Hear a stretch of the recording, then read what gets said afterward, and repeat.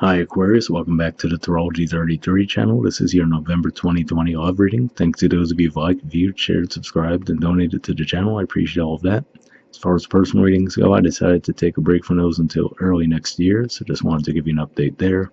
As far as what we have in front of us, it's why I call it Bridging the Gap spread, and the way it works is the cards on the left side represent your energy toward the connection with your main love interest, cards on the right side represent their energy toward the connection, and these are the past energies, present energies, future energies. Once we get through all those, we'll actually pull some oracle cards with some additional insight. That's where the bridging the gap dynamic comes into play. And as far as the decks being used, on the left side we have the Lover's Path Tarot, and on the right side we have the Tarot Sexual Magic. Also keep in mind, I'm going to be referring to the cards on the left as your energy and the cards on the right as the other person's, but if you feel like those energies should be flip-flopped, then definitely trust that as well. Alright? So, with all that out of the way, past energy on your side, we have the King of Arrows. So this is actually the equivalent to the King of Swords, which is actually the court card for Aquarius. So it could just be saying that you're very much focused on yourselves. The reading, your general reading for this month, the actual title for it was Deep in Thought. So that's also a possibility as well, because we see your back is completely turned from the cards on their side. So it could just be saying that you're really just either focusing on yourself and not putting energy into the connection, or you just had a lot of things on your mind in general. So, even if you weren't attempting to strictly shift the focus to yourselves, it could have just been like there were a lot of other things going on for you at the time. So it looks like there wasn't much energy being put in the past. Past energy on their side, we have the Seven of Chalices. So this is actually the equivalent of the Seven of Cups, which is Scorpio energy. And this usually represents an energy of confusion, not being sure exactly what's going on with a situation. So could just be saying one of two things. Maybe if they were already coming in with that bit of confusing energy towards you, that might have been what caused you to detach and focus on yourself. Or it could have been as a result of you being detached that could have led to some confusion for them as far as not knowing, okay, well, is Aquarius interested or not? So that's what could have been taking place there. And given that this is Scorpio energy too, it does remind me to mention that at the time of recording this, we have that Mercury retrograde in Scorpio right now too. So that could be pointing to some of the confusion as well. In the present position, we have a huge shift in the energy. We have tradition. This is the equivalent of the Hierophant, which is the major arcana card for Taurus. And I mean, you could see, the artwork is kind of self-explanatory on this deck, but I would say it looks like you're actually definitely going to be putting energy into the connection now, and possibly looking to actually turn it into a committed relationship as well. So, like I said, definitely seems to be a shift in energy. And given that this is Taurus energy and it's in the present for November reading, this makes me think that maybe something shifts for you guys when we have that full moon in Taurus pretty much on the last day of October. So, it's going to be conjunct Uranus as well, which is your ruling sign. So there could just be some kind of a shift where you come to a realization around that time that, you know what, I actually do want to move forward in this connection with the person. Now, the present energy on their side is actually the Stars, which is the major arcana card for Aquarius. So we saw your court card on your side in the past. Now, on their side in the present, we see your major arcana card. Now, this is referred to as wish fulfillment as well, often referred to being, I usually refer to it as being on the right path. So on the one hand, this could just be saying that obviously the interest is reciprocated, so now that you're putting energy into the connection, they're definitely all about that. But for others, you could just be saying that that was like a wish fulfillment for them in general, just to have that serious type of connection. So yeah, it could be a combination of the two as well, saying that they're putting a lot more focus on you, and actually having that committed relationship was what they were hoping for. But overall, pretty positive energy here. This is the card that comes after the Tower as well. So, maybe they went through a difficult situation recently, and now that has them, back on the right path, essentially. And the future energy on your side is love, which is the equivalent of the Lovers, which is Gemini energy. And I mean, again, it looks like very positive energy on your side. It looks like you're totally putting a lot more energy and passion into the connection than you seem to have been in the past. So whatever it was that you guys might have been focusing on, maybe that actually wrapped up for you guys. And given that this is November reading too, I should mention that toward the very end of November, we're going to have a full moon in Gemini. So this is Gemini energy here, and that's actually going to be an eclipse as well. So it could just be one of those things where you guys come to that completion, like, okay, you might decide, you know what, I do want to be with this person, and then things start to really take off around that time for some of you. Can just be saying that, you're going to be doing a lot of communicating with this person as well. Maybe you guys are live at a distance from each other. That's another possibility as well. So that might have even been why there was an issue with the connection in the past. You just might have been physically in two separate locations, but that's what I'm seeing there. And then the future energy on their side is the Strength card, which is actually the major arcana card for Leo. So, and that is your opposite sign too. So it could just be saying that they're really putting a lot of focus and energy into making a relationship work with you. Obviously, we could see that this could represent passionate energy as well. So it could just be saying, well, I mean, obviously, we have the love on your side as well. So looks like a pretty passionate connection. So even though we see tradition there, which might make you think, okay, it might be a little bit of a dry, standard connection, it does look like the passion is definitely going to be there for you guys in the future as well. So, I mean, overall, this looks like a really good spread. It might be the best one I've seen, and this is the last one I'm doing too for the month. And maybe there was one other one that was close, but yeah, overall this looks really solid. And the bottom of the deck on your side, we have the Eight of Staves, which is Sagittarius energy, and usually that represents communication, especially in this particular deck where we see all the birds, which to me usually point to communication of some kind. So it could just be saying that, you guys are really going to be communicating a lot.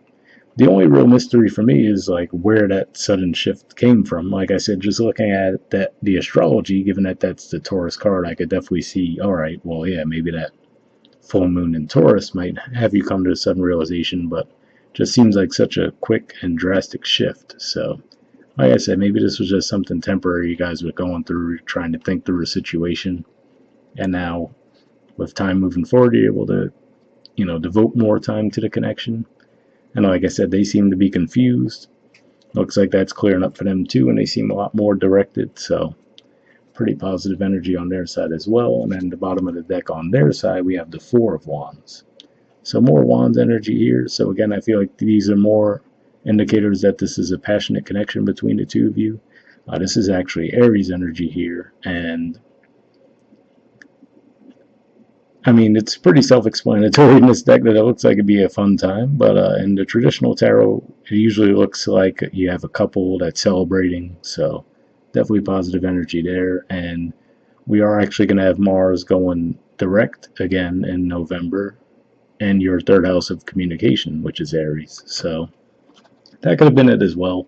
Maybe while the Mars retrograde was taking place in your house of communication, you might not have just been very talkative and maybe a bit withdrawn.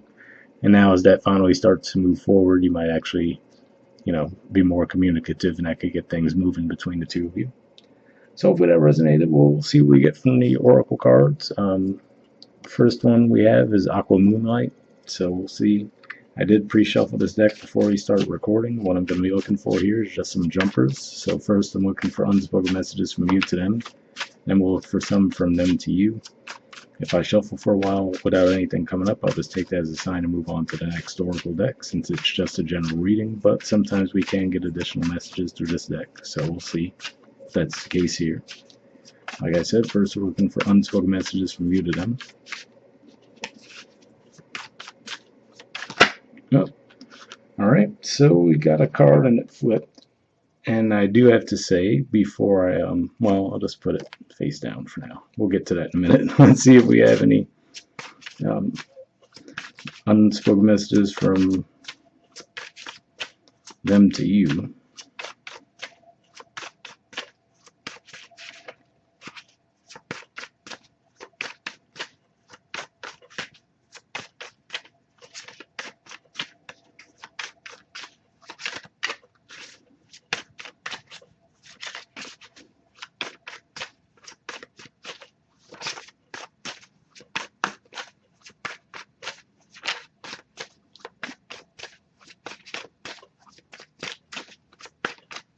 Okay, nothing coming up, but I'll give it a few more shuffles before I move on.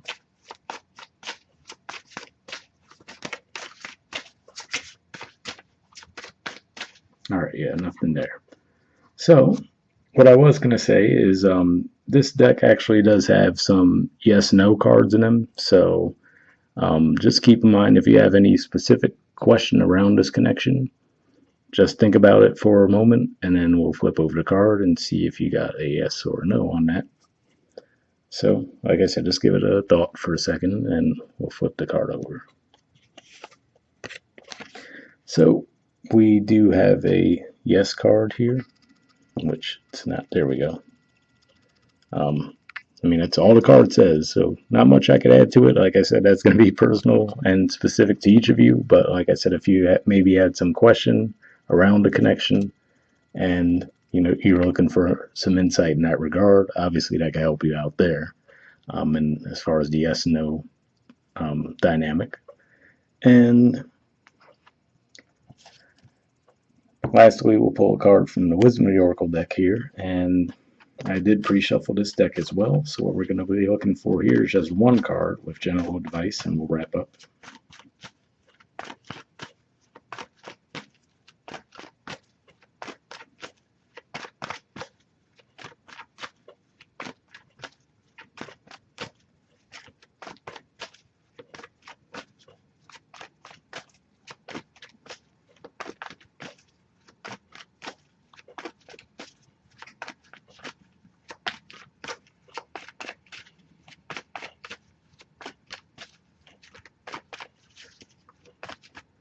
All right, nothing's coming up yet, but I'll give it a few more shuffles. Worst case, nothing comes up. I'll put the deck down and we'll pull a card.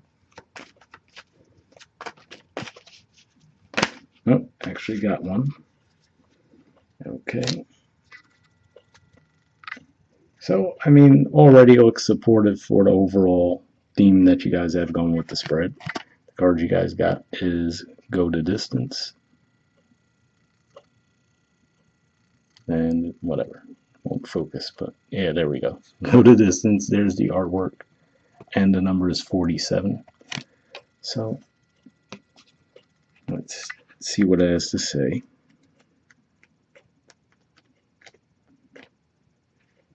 Okay, it says endurance, strength, the long haul. The Oracle's message: to bring your dream to life, you must think long term and pay no attention to the fluctuations in the current of your experience. Joy and disappointment commingle with opportunities, so there is no need to fear the occasional obstacle. Life is not a sprint. This card is a reminder that you have endurance, strength, and fortitude to carry you all the way. Remain true to yourself. Your authenticity alone will keep you in alignment with the energy of miracles. What is yours will never be withheld from you. Remember that. So, definitely an interesting message there, and the fact that it kept mentioning strength specifically made me think of, obviously, we do see the strength card on their side in the future. So, for those of you who resonated with the energy more on the right as being your energy, hopefully that resonated. And then the relationship message says you either are in or are calling in a harmonious relationship that can stand the test of time. For better or worse, as you ride the ups and downs and even strain, break yourself, and are remade in new growth, you are being redeemed by the power of regeneration. Harmony does not mean that there will never be a wrong note played, but that the relationship is marked by endurance and dedication to overall unity. A new song can be written, an instrument can be tuned, and the symphony of love will play on. Listen with your heart. Isn't it magnificent? So interesting where it mentioned harmony does not mean there will never be a wrong note played. So that makes me think that, in the past, you guys just might have had to disconnect for a bit. Because like I said, it looks like your back was turned, and then with that Seven of Cups, like there was some confusion on their end as well. And I do have to say, for the most part this month, that seemed to be a bit of a theme where there was a brief disconnect with people, but for a lot of people, it was taking place in the present, and then in the future, they were getting back on track. For you guys, it seemed like for most of you, this seemed to have already happened. And it looks like in the present, you guys are going to be getting the ball rolling pretty soon. So, like I said, this looks like a pretty positive spread. So hopefully it does resonate with you guys. We'll wrap up there. I'll see you all next month. All right, bye.